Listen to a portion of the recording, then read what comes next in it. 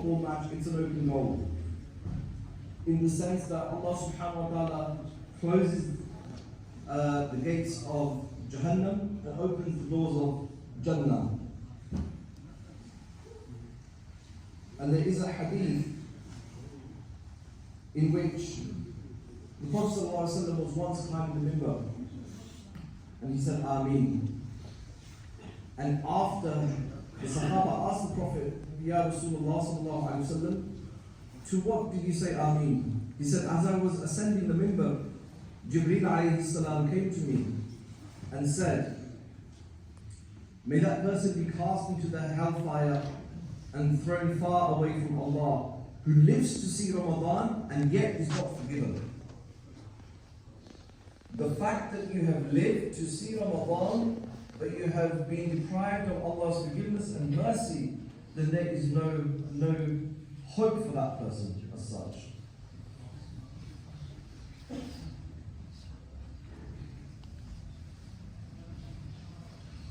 There's also the question that comes up every year around Tarawih and what should we be doing in Ramadan and what are the deeds that are specific to Ramadan.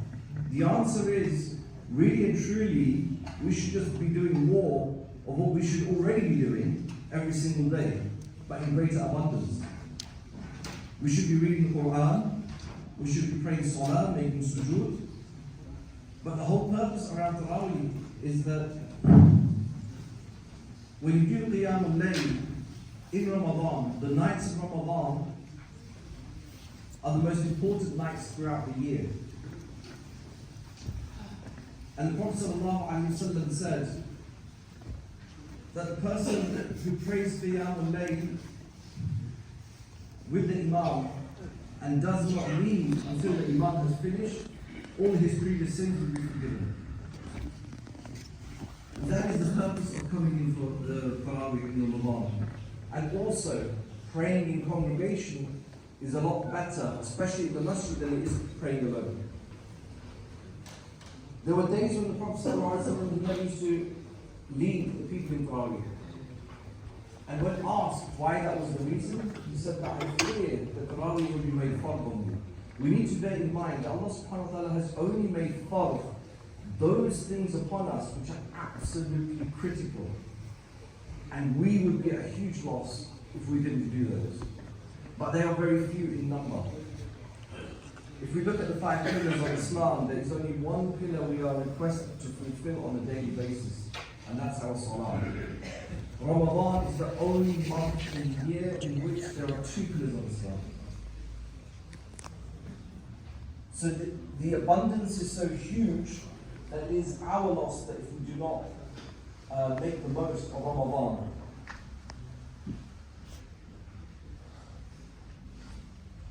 Also in terms of dua, as I said, some of the Salaf used to pray to Allah for 6 months that they would live until Ramadan. Then they would pray for 5 months afterwards that He would accept it from them.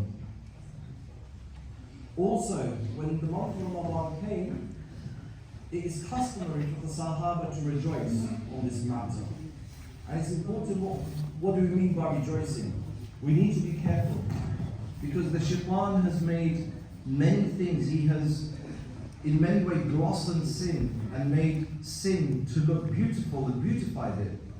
And within that sin we end up losing the meaning of Ramadan and the reward of Ramadan. And what I mean by أشهد أن لا إله إلا الله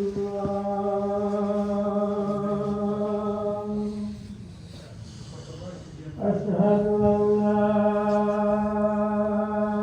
إله إلا الله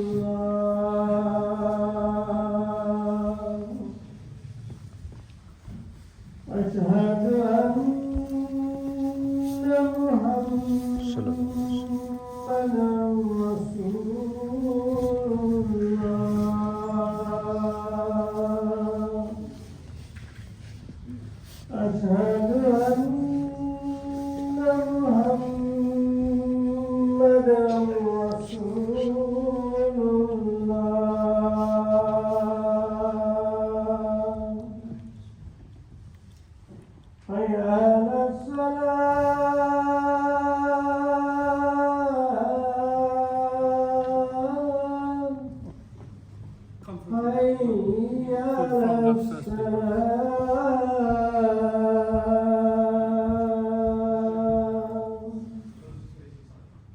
حي على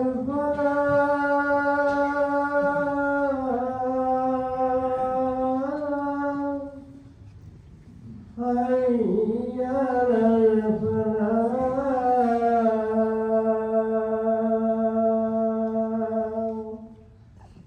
الله أكبر